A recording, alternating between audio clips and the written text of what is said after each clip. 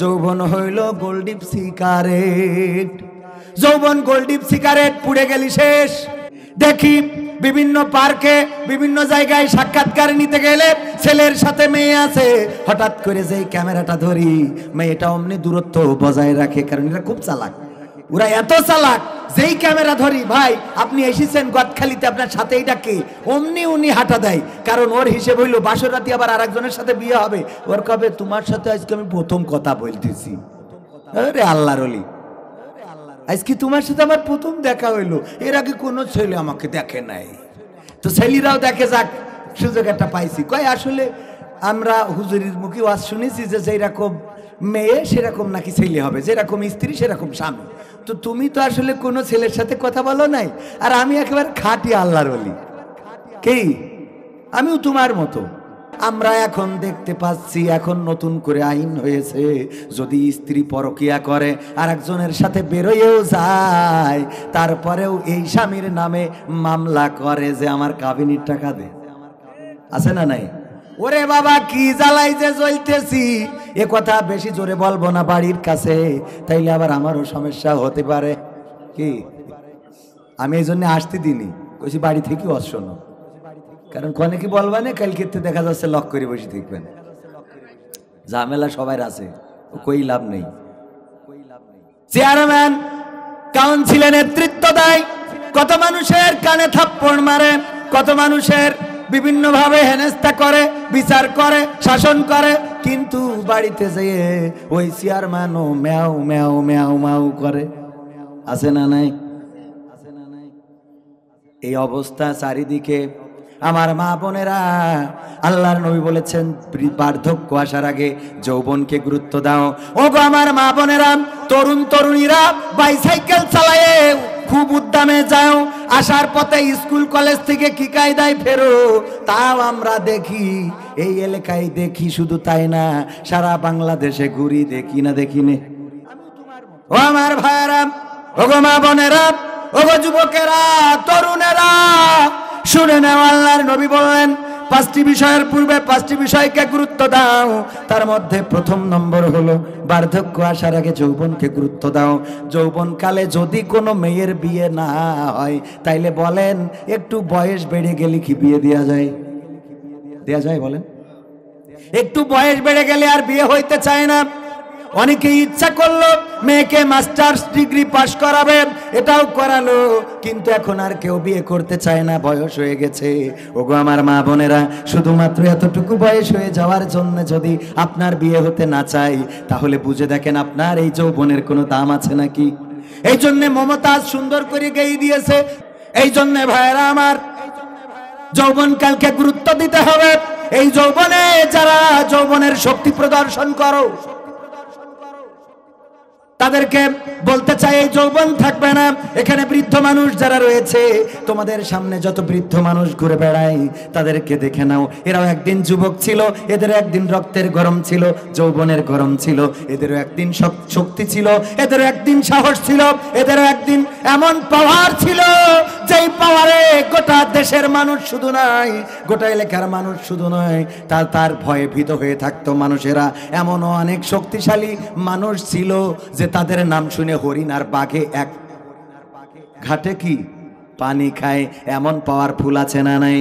নমরুদ কত পাওয়ার ছিল, ফেরাউনের কত পাওয়ার ছিল, হামানের কত পাওয়ার ছিল, কারুনের কত পাওয়ার ছিল, আবু জেহেলের কত পাওয়ার ছিল, আবু লাহাবের কত পাওয়ার ছিল রে। এই পাওয়ার গুলো কোনো কাজে লাগলো না, সবাই মারা গেল। নমরুদ মারা গেল জুতার বাড়ি খেয়ে, কি খেয়ে? জুতার বাড়ি খেয়ে, এবং প্রতিবন্ধী মশা নাকের মধ্যে ঢুকে গেল, ল্যাংড়া মশা। অন্য মশাকের বলছে, মশা ভাই তোদের তো হাত আছে পা আছে, তোমরা তো ঠিক আছে, তোমরা সুস্থ মানুষ, আর আমি তো হইলো মানুষ না, সুস্থ মশা। তোমরা তো সুস্থ মশা, আর আমি ল্যাংড়া, আমার এক ঠ্যাং খুঁড়া আর এক হাত ল্যাংড়া, এক হাত পঙ্গু, আমার একটু সুযোগ দাও, আমি একটু ফেরাউনের সুযোগ নিতে চাই। বললো তুই কি করি ধরবি ওর, তুই তো খুঁড়া মানুষ, বসতে পারিস নে। কয় আমি নাক দিয়ে ঢুক পারি। নাক দিয়ে ঢুকে গেল, তারপরে মজকে ঢুকে যখন কামড় দেওয়া শুরু করে দিল, মাথায় বাড়ি দিতে লাগলো। বিভিন্নভাবে মাথায় ঘাত হইলে আরাম পায়, এই ঘাত হইতে ঘাত হইতে জুতো দিয়ে ঘাতানো শুরু হয়ে গেল। জুতো সেই সময় যে খড়ং ছিল কাঠের, এই খড়ং দিয়ে জোরে ঘাপায়, যত জোরে ঘাপায় নমরুদ বলে আরো জোরে আরো জোরে, খুব আরাম পাচ্ছি আরো জোরে। এই জোরে ঘাপাতি ঘাপাতি অমনি মাথাটা গেল ফেড়ে, আর ওই ল্যাংড়া মশা প্যাং প্যাং করতে করতে গেল উড়ে, আর নমরুদ অমনি চিটপটাং হয়ে থাকলো পড়ে। ঠিক না বেঠে? ফেরাউন মুসা আলাইহিস সালামের যত অনুসারী ছিল সবার তাড়া করলো যে ওকে একটারও বাঁচাই রাখবো না। 12টা গোত্র নিয়ে যখন মুসা আলাইহিস সালাম বের হয়ে গেলেন, চলতে লাগলেন, মুসা আলাইহিস সালামের অনুসারীরা বলল, ওগো মুসা, আর তো বাঁচার কোনো রাস্তা নাই, সামনে নদী, সামনে পানি, সামনে এখন সাগর, মহাসাগর, নদী, সমুদ্র, যাই বলি না কেন, কেউ বলে নীলনদ, কেউ বলে পারস্য উপসাগর, যেটাই হোক এই পানিতে হয় সুবানি খেয়ে মরা লাগবে, আর তা না হইলে ফেরাউনের ওই যে বাহিনীর ঘোড়ার পদতলে পিষ্ট হয়ে মরা লাগবে। আল্লাহর নবী মুসা বললেন, হতাশ হয়ো না, কারণ আমার আল্লাহ বলেছেন, লা তাকনাতু মির রাহমাতিল্লাহ। বলেন আল্লাহু আকবার। আমার আল্লাহ বলেছেন, তোমরা আল্লাহর রহমত থেকে নিরাশ হয়ো না, হতাশ হয়ো না। আল্লাহ রাব্বুল আলামিন যদি রহম বলে, গবরে পদ্ম ফুল ফুটতে সময় লাগে না, নদীর কুল ভাঙে ও কুল গড়ে, এই তো নদীর খেলা, সকাল বেলার ধ্বনি তুমি ফকির সন্ধ্যা বেলা। এই হলো আল্লাহর নীতি।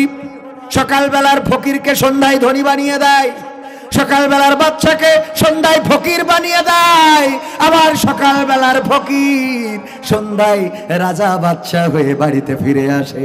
এটা হলো আমার আল্লাহর খেলা।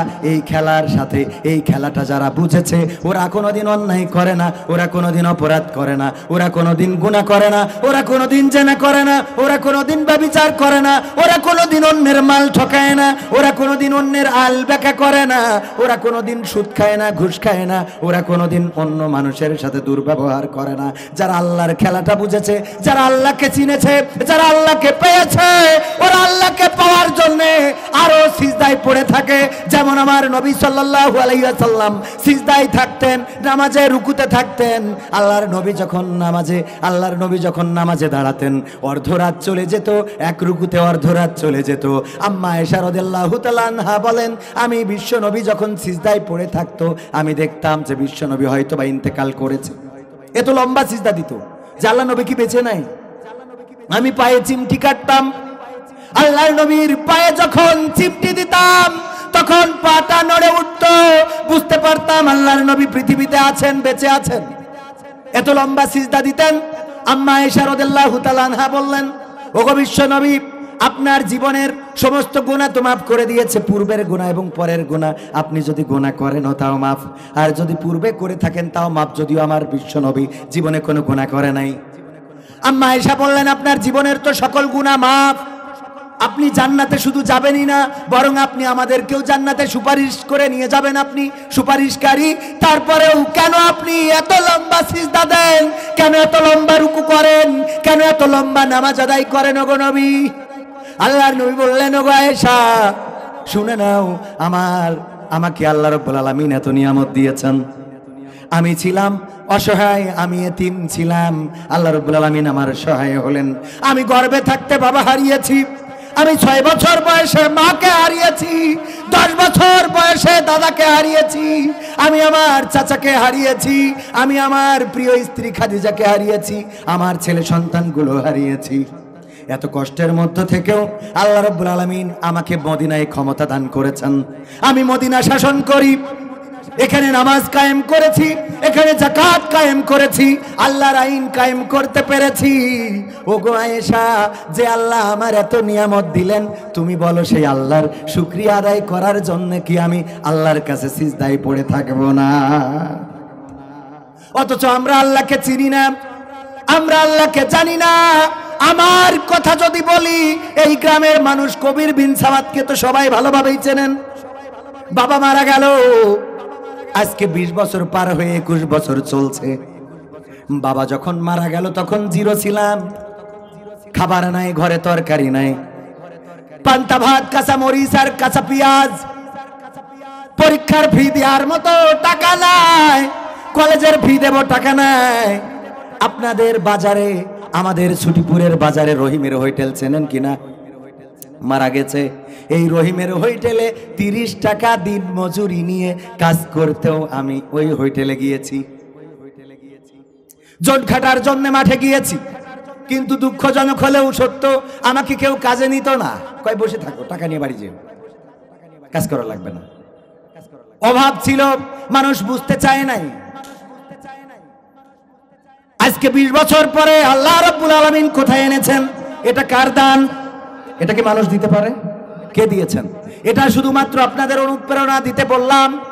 আজকে যাদের বাবা আছে, মা আছে, টাকা আছে, পয়সা আছে, ক্ষমতা আছে, পাওয়ার আছে, চেহারা আছে, কিন্তু আজকে মানুষ হইতে পারেন না। আল্লাহ রাব্বুল আলামিন আপনাদেরকে যদি মানুষ না বানায়, আপনি যদি মানুষ হওয়ার চেষ্টা না করেন, তাইলে আল্লাহ তো আপনাকে মানুষ বানাবে না, বানাবে? মানুষ বানাবে না।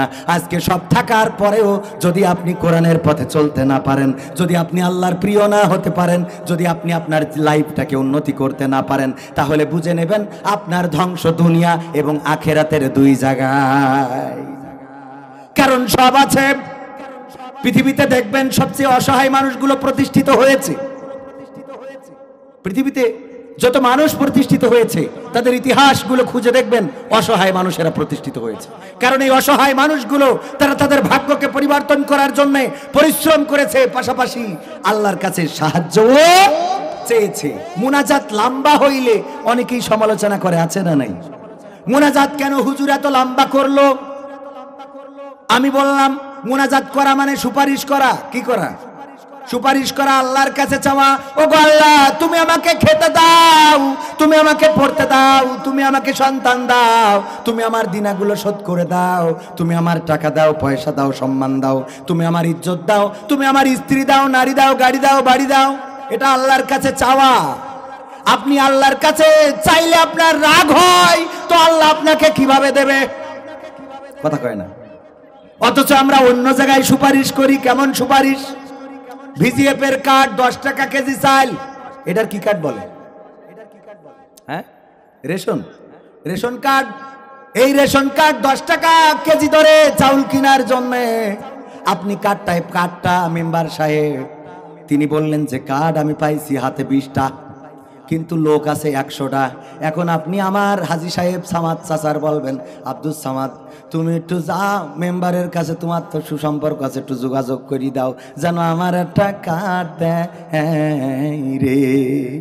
কিন্তু 10 টাকা কেজি দরে চাউল এই মেম্বার আপনাকে 1 মাস, 2 মাস, 3 মাস, 1 বছর, 2 বছর, সর্বোচ্চ 5 বছর দিতে পারবে। ঠিক না বেঠিক?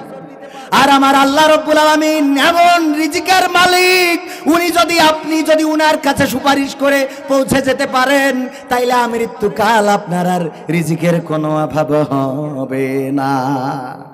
বুঝি না রে বুঝি না, আল্লাহকে তো খুঁজি না। আল্লাহকে যারা খুঁজেছে, আল্লাহকে যারা চেয়েছে, আল্লাহকে যারা পেয়েছে, ওরা আর পৃথিবীর কিছু চায় না, ওরা ক্ষমতা চায় না, ওরা পৃথিবীর বাদশাহী চায় না, ওরা মেম্বার হতে চায় না, চেয়ারম্যান হতে চায় না, এমপি হতে চায় না, ওরা শুধু আল্লাহর গোলাম হয়ে বাঁচতে চায়। কথা কি বোঝা যায়?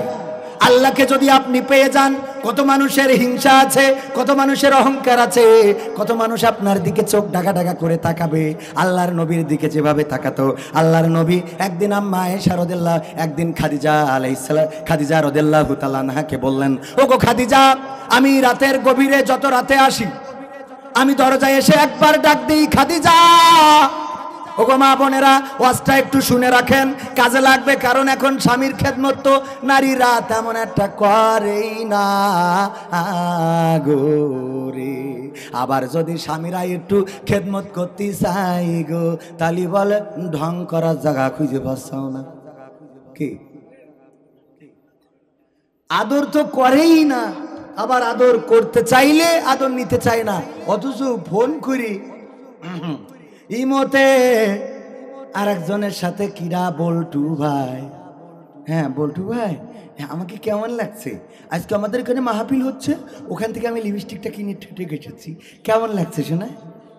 খানিক পরে আমার প্রবাসে থাকা এই মাঠুয়া পাড়ার আল্লাহর বান্দা যখন কল দেয়, হ্যালো, কল দিয়ে বলে ও স্ত্রী, ও তখন রাগেই যায়, এই মোর মধ্যে কল ঢুকে ফোন ধরি, এই হ্যালো, এই এই তোমার খেয়ে কোনো কাজ নেই, বিদেশে কি সব খালি বোর কাছে কল দিতে হয়? বোর কাছে এত কল কিসের জন্য? টাকা পাঠাও, টাকা পাঠাও, টাকা না পাঠায় খালি বোর কাছে ফোন দিয়া, বউ বউ থেকে বিদেশে কি সব কি করতে? এত যদি তোমার ফোন দিয়ে খোঁজ খবর নিতে হয় তা এই বলি কেটে দিয়ে আবার ফোন দেয়। হ্যাঁ বল্টু ভাই, আর বললু না, পাগলটা মালয়েশিয়ার থেকে কল দিছিল। হ্যাঁ তোমাকেও আজ সুন্দর লাগছে, আছে না নাই? পাকামো করার জায়গা খুঁজে পাও না, স্বামীর অধিকার আদায় করা বাদ দিয়ে বাজারে যেয়ে কসমেটিকের দোকানে খুব সুন্দর সুন্দর কথা ইসলামী ব্যাংকের টাকা তুলে ওই টাকার তেজ বাজারে মেরে থুয়ে তারপর চলে আসে। আমার বন্ধু মহিউদ্দিন এখানে আছে, কাকমারি বাড়ি, আমার ক্লাসমেট, সে একটা কসমেটিকের দোকান আছে। আমি কই দোকান তো বেশি চলে না, তেমন একটা কাস্টমার দেখি নে, তারপরেও তোর সংসার চলে কি করে? বলছে দোস্ত ও বুঝবি নে কেন? বলছে তুই একটা বিদেশি। কোনো কথা স্ত্রীর কয় নাই, বলছে হুজুর কোনো কথা স্ত্রীর না বলি আমি খাইতে বসে গেলাম, স্ত্রী খালি আট চোখে ওই শাড়ির দিকে তাকাচ্ছে, খালি শুধু ওই খাবার টাবার তরকার দেয় আর তাকাই যে কি শাড়িটা কার জন্য, কে শাড়ি? তো এক পর্যায়ে বলেই ফেললো যে শাড়ি কার ওটা? তো বলছো আমার ওই যে বন্ধু, ও কিনেছে ওর বস জন্য। তা আমার বললো একটু নিয়ে যা দোস্ত, পয়সা দিস আনে সময় করি। তো দেখো দিন কত সুন্দর শাড়ি, কালারটা কি সুন্দর। এরকম শাড়ি তো তোমার নজর পছন্দ কোনোদিন হয় না, তোমার পছন্দ তো কোনোদিন এটা হয় না। এই শাড়িটা তুমি দেখো যে কত সুন্দর শাড়ি। তো আমি আর কিছু বললাম না, পরে খেয়ে দিয়ে উঠে বললাম শাড়িটা কি আসলে সুন্দর? বলছে এ কি তুমি কিনেছো? তো এ কিনেছে তোমার বন্ধু, এই জন্য অত সুন্দর, তার বোর জন্য কত সুন্দর শাড়ি কেনে, আর আমার জন্য শাড়ি কেনে তা পরা যায় না, পরি আব্বাকে বাড়ি দেওয়া যায় না। কি এখন বলতেছে তোমার কি সত্যিই বিশ্বাস মানে পছন্দ হয়েছে? তা বলছে আলহামদুলিল্লাহ পছন্দ হয়েছে। বলছে তাহলে এক কাজ করো, শাড়িটা তুমি নাও, তুমি নাও, আমি দরকার হলে আমার বন্ধু মানুষ তো বুঝাই তার আর একটা কিনাই নীতি বলবানে বা কিনাই দিবানে বা কিনে তার দিবানে। খুব খুশি, যাক আজ একটা ভালো জিনিস বগল বাজাচ্ছে। তো শাড়িটা পরিছে যেদিন পরি, বলছে দেখো বেশ চমৎকার লাগছে না? স্ত্রী বলছিস তো, বলছে না ভালো লাগছে। বলছে তোমার বন্ধু চয়েস করে কিনেছ বলে এত সুন্দর হয়েছে, তোমার লাইফে তো এত সুন্দর শাড়ি কিনতে পারো নি। তো বলছে তোমার সত্যি সত্যি আসলে শাড়িটা তোমার, বলছে একদম মনের মতো। তো বলছে তাহলে আল্লাহর কিরে করে একটা সত্যি কথা কই। বলছে বলো। তো বলছে ওই সত্যি কথা বলতে শাড়িটা আসলে তোমার জন্য আমিই কিনেছি। তো বলছে তাহলে এতে রং থাকবে না। তাহলে এতে কি রং থাকবে না? জ্বালা মানে কি? বাপের বাড়িতে একটা গাই গরু নিয়ে আসে, ওটা জীবনে মরে না। আমার সামাদ চাচা বসে আছে গো, আমার আন্টি একটা গাই গরু নিয়ে আইলো বিয়ের সময়, যৌতুক না এমনি দিল, এমনি দিল শ্বশুররা যে এটা নিয়ে যাও। তখন তো আর হাজিনা টাকা পয়সা ছিল না, ওই গরুটা আনলো। সেই গরু তো এমন গরু যে প্রত্যেক পাঁচরের হাড় মনে হয় যে এক্সরার কাগজ, কি মানে হয় এক্সরা করা হয়েছে, পাঁচরের হাড় গুলো দেখা যায় রে। তারপরে আবার আমার আঙ্কেলের ওই শালারা ধরে নিয়ে আসছিল, একজন টানছিল আর একজন ঠেলছিল। এই আনতি যে রাস্তায় 3 বার ব্রেক ফেল করেছে, 3 বার শুয়ে পড়েছে।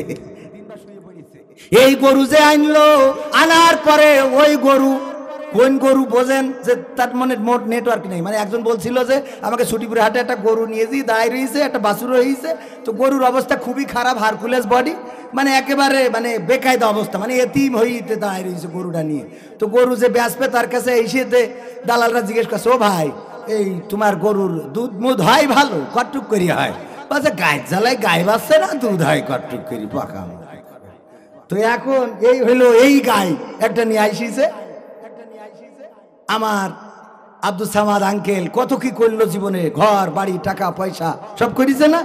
হজ করতে যাচ্ছে, স্ত্রীর বললাম যাচ্ছি হজ করতে, দোয়া করে দাও, পরাণ ভরে দোয়া করে দাও, কলিজা ভরে দোয়া করে দাও যেন আমি ভালোভাবে হজটা করে আসতে পারি। স্ত্রী বলছে দোয়া তো করব, তবে মনে রেখো আমি যদি আব্বাগের বাড়িতে ওই গরুটা না আনতাম তাইলে হজ হইতো না। ওই খুঁটা ওই গাই গরু। মাঠে জমি কিনেছে সেদিন 3 বিঘা একসাথে, জিলকা সারা বেচেছে। কিনেছেন কি না নিচে কথা শুনলাম যে কিনেছেন, হ্যাঁ ঠিক আছে তাহলে ঠিক আছে, কথা ঠিক আছে, তাহলে গরু ঠিক হতে পারে। ঝড়ে বক পড়ে ফকিরের কেরামতি বাড়ে, আমি আন্দাজেই বলতেছি সব।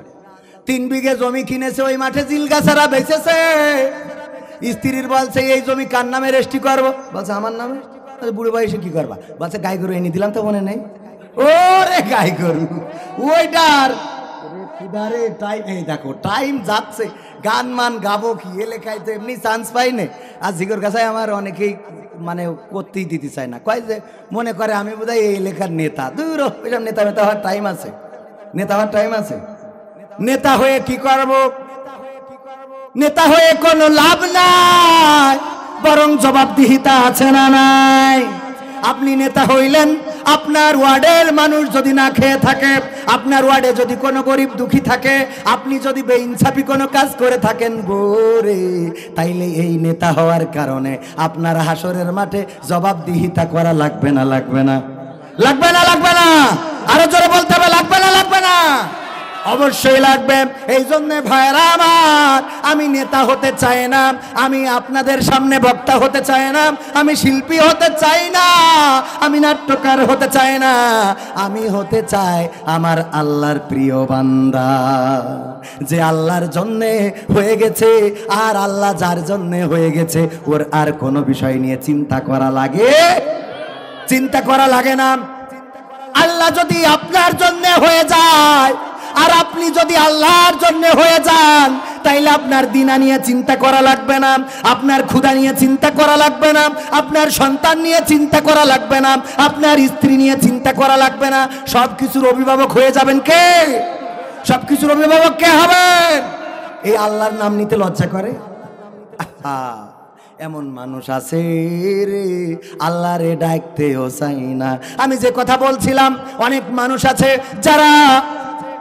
যারা মুনাজাতটা লম্বা করলে বড় কষ্ট লাগে, আবার যদি নেতার কাছে তার ব্যাপারে সুপারিশ করা হয় তাইলে খুশি বগল বাজায়, অথচ নেতা দেবে না, আল্লাহ দেবে। আল্লাহ যদি না দেয়, কোনো নেতা দিয়ার ক্ষমতা নাই। আজকালকের ছেলেরা বই নিয়ে আর বসে না, গুগলে সার্চ করিয়া পড়ে। কথা কি বোঝা গেছে? আজকালকের ছেলেরা বই নিয়ে আর বসে না, গুগলে সার্চ করিয়া পড়ে। মাঠুয়া পাড়ার মাইয়ারা কোরআন হাদিস ধরে না, নবগ্রামের মেয়েরা কোরআন হাদিস পড়ে না, এই অঞ্চলের মেয়েরা কোরআন হাদিস ধরে না, টিকটকে ভিডিও ওরা করে না? করে না? আজকালকের ছেলেরা বই নিয়ে আর বসে না, গুগলে সার্চ করিয়া পড়ে। আগের সময় প্রেম করিলে বলতো লোকে পাইছো কি, এখন বলে শখ করিয়া বাবু তুমি খাইছো কি? কি কয়? বাবু তুমি খাইছো কি? ওরে পাকাও। আগের সময় প্রেম করিলে বলতো লোকে পাইছো কি, এখন বলে শখ করিয়া বাবু তুমি খাইছো কি? লজ্জা শরম নাই, আইলাম কোন জামানাই, লজ্জা শরম নাই, আইলাম কোন জামানাই, ভবিষ্যৎ দেখি অন্ধকারে। আজকালকের মেয়েরা, আজকালকের ছেলেরা বই নিয়ে আর বসে না, গুগলে সার্চ করিয়া পড়ে। নতুন করে হইছে চালু এ আবার কন্টেন্ট, পরিচয় করাই দেখি এই আমার বয়ফ্রেন্ড। কি পরিচয় করাই? বয়ফ্রেন্ড। এখন আবার হইছে চালু, নতুন করে হইছে চালু এ আবার কন্টেন্ট, পরিচয় করাই দেখি এই আমার গার্লফ্রেন্ড। শরমের মাথা খাইয়া গেছে সব পাগল হইয়া, শরমের মাথা খাইয়া গেছে সব পাগল হইয়া, ভবিষ্যৎ দেখি অন্ধকারে। আজকালকের ছেলেরা বই নিয়ে আর বসে না, গুগলে সার্চ করিয়া পড়ে। ওরে গঙ্গা আনন্দপুরের মেয়েরা কোরআন হাদিস ধরে না, মাঠুয়া পাড়ার মেয়েরা কোরআন হাদিস ধরে না, নবগ্রামের মেয়েরা কোরআন হাদিস ধরে না, টিকটকে ভিডিও ওরা করে। আজকালকের ছেলেরা বই নিয়ে আর বসে না, গুগলে সার্চ করিয়া পড়ে। সদ্গুরু ভারতের একজন হিন্দু সদ্গুরু, যে ধর্মীয় একজন পাদ্রী, হিন্দুদের কি বলে ওদের ঠাকুর, পুরোহিত। এই পুরোহিত তার কাছে যদি কেউ অভিযোগ করে, ও বলে যে মাফ করে দাও, অথবা তুমি এটা নিয়ে টেনশন করো না, কারণ ও একদিন মারা তো যাবেই, ও একদিন কি মারা তো যাবেই। যারা আমাদেরকে কষ্ট দেয় আমরা এটাই বলতে চাই, এই পৃথিবীর শেষে একদিন মারা তো যাবেই। দেখা হবে কোথায়? দেখা হবে কোথায়? খেলা হবে কোথায়? কথা কয় না। খেলা হবে কোথায়? হাসরের মাঠে, পৃথিবীর ময়দানে কোনো খেলা নয়। খেলা হবে কোথায়? ভাই বললো একটা গান গাইতে, সর্বশেষ একটা গান গেয়ে সময়ের অপব্যবহার করে চলে যাই। যাবো? গদখালি থেকে এসেছে ভাই, বলতেছে একটা গান অন্তত শোনান। তোমাকে জাগতে হবে, তোমাকে থাকতে হবে, এ সমাজ ভাঙতে হবে, নতুন সমাজ আনতে হবে। তোমাকে জাগতে হবে। কত দুঃখী রাত্রি কাটায় অনাহারে পথের পরে, এখনো আসেনি সুখ বাংলার প্রতি ঘরে ঘরে। আসতে বললে হবে না, মুসলমানের মতো বলতে হবে। রাজি আছেন? এনে মুসলমান কিরা কিরা হাত তোলেন তো দেখি। আচ্ছা হাত নামান। হিন্দু কিরা কিরা? মুসলমান আগা কাটা মুসলমান কিরা কিরা হাত তোলে? কেউ কাটেনি। এ কোন জ্বালায় পড়লাম। তোমাকে জাগতে হবে, তোমাকে থাকতে হবে, এ সমাজ ভাঙতে হবে, নতুন সমাজ আনতে হবে। তোমাকে জাগতে হবে। কত দুঃখী রাত্রি কাটায় অনাহারে পথের পরে, এখনো আসেনি সুখ বাংলার প্রতি ঘরে ঘরে। কত দুঃখী রাত্রি কাটায় অনাহারে পথের পরে, এখনো আসেনি সুখ বাংলার প্রতি ঘরে ঘরে। নীরবে নিভৃতে আজ কাঁদছে কত মানবতা, নীরবে নিভৃতে আজ কাঁদছে কত মানবতা। মেনে নেওয়া যায় না আজি তোমার এত নীরবতা। তোমাকে জাগতে হবে, তোমাকে থাকতে হবে, এ সমাজ ভাঙতে হবে, নতুন সমাজ আনতে হবে। কত বন্ধুর সীতা হয় লাঞ্ছিতা হয় পথে ঘাটে, নিরাপদে যাই না চলা পথে কিবা বাজার হাটে। কত বন্ধুর সীতা হয় লাঞ্ছিতা হয় পথে ঘাটে, নিরাপদে যাই না চলা পথে কিবা বাজার হাটে। রক্ষ কাজী ভক্ষ হয়ে চলছে কত সাধু বেশে, রক্ষ কাজী ভক্ষ হয়ে চলছে কত সাধু বেশে। তাই তো আসে না সুখ আমার সোনার বাংলাদেশে। তোমাকে জাগতে হবে, তোমাকে থাকতে হবে, এ সমাজ ভাঙতে হবে, নতুন সমাজ আনতে হবে। হলুদ মিডিয়ার প্রকোপে কত মানুষ মরছে ঢুকে, সত্য নিউজগুলো টাকার তলে চাপা থাকে। হলুদ মিডিয়ার প্রকোপে কত মানুষ মরছে ঢুকে, সত্য নিউজগুলো হ্যালো কলে চাপা থাকে। ক্যামেরার ভিতর দিয়ে সোজা জিনিস উল্টো দেখে, কলমের ভিতর দিয়ে সোজা কথা উল্টে লেখে। আপামর জনসাধারণ খাই যে ধোকা বাকি বাকি। তোমাকে জাগতে হবে, তোমাকে থাকতে হবে, এ সমাজ ভাঙতে হবে, নতুন সমাজ আনতে হবে। কত আলেম আজকে দেখি যাই কেনা যাই টাকা দিয়ে, কেউ বা ব্যবসা করে আল্লাহ তাআলার কালাম নিয়ে। কত আলেম আজকে দেখি যাই কেনা যাই টাকা দিয়ে, কেউ বা ব্যবসা করে আল্লাহ তাআলার কালাম নিয়ে। তাই তো হকের কথা যায় না শোনা ওদের মুখে, তাই তো হকের কথা যায় না শোনা তাদের মুখে। উপরে কোরআন প্রেমী, বিরোধিতা পিছন দিকে। আছে না নাই? তোমাকে জাগতে হবে, তোমাকে থাকতে হবে, এ সমাজ ভাঙতে হবে, নতুন সমাজ আনতে হবে। নাস্তিকেরা দিচ্ছে গালি আল্লাহ ও তার রাসূল নিয়ে, আমরা দায় সেরেছি মুখে মুখে ফতোয়া দিয়ে। নাস্তিকেরা দিচ্ছে গালি আল্লাহ ও তার রাসূল নিয়ে, আমরা দায় সেরেছি মুখে মুখে ফতোয়া দিয়ে। ওরা নাকি কথা বলে বাক স্বাধীনতার বলে, তারা নাকি কথা বলে বাক স্বাধীনতার বলে। হক কথা বলতে গেলে মাঝে মাঝে থাকবো জেলে। তোমাকে জাগতে হবে, তোমাকে থাকতে হবে, এ সমাজ ভাঙতে হবে, নতুন সমাজ আনতে হবে। ইন্ডিয়ান চ্যানেলের জ্বালাই অশান্তি আজ ঘরে ঘরে। আমার মা বোনেরা আবার রাগ করবে না। ইন্ডিয়ান চ্যানেলের জ্বালাই অশান্তি আজ ঘরে ঘরে, ইসলামী চ্যানেলগুলো বাছাই করে বন্ধ করে। ইন্ডিয়ান চ্যানেলের জ্বালাই অশান্তি আজ ঘরে ঘরে, ইসলামী চ্যানেলগুলো বাছাই করে বন্ধ করে। সিরিয়াল দেখে দেখে হচ্ছে কত বিপথগামী, সিরিয়াল দেখে দেখে হচ্ছে কত বিপথগামী। পরকীয়া প্রেমের টানে কত নারী ছাড়ছে স্বামী। তোমাকে জাগতে হবে, তোমাকে থাকতে হবে, এ সমাজ ভাঙতে হবে, নতুন সমাজ আনতে হবে। যত সব ভণ্ড পীরে দিচ্ছে ধোঁকা অবিরত, আল্লাহ রাসূল ভুলে তাদের কাছে হচ্ছে না তো। যত সব ভণ্ড পীরে দিচ্ছে ধোঁকা অবিরত, আল্লাহ রাসূল ভুলে তাদের কাছে হচ্ছে না তো। কেউ বা মাজার খুলে শামিয়ানা তুলে ব্যবসা করে, কেউ বা মাজার খুলে শামিয়ানা তুলে ব্যবসা করে। গরিব দুঃখী পায় না খাবার, টাকার বস্তা বাবার ঘরে। বুলু দেওয়ানের কেনে গেলি, টাকার বস্তা দেখা যায় না, যায় না। তোমাকে জাগতে হবে, তোমাকে থাকতে হবে, এ সমাজ ভাঙতে হবে, নতুন সমাজ আনতে হবে।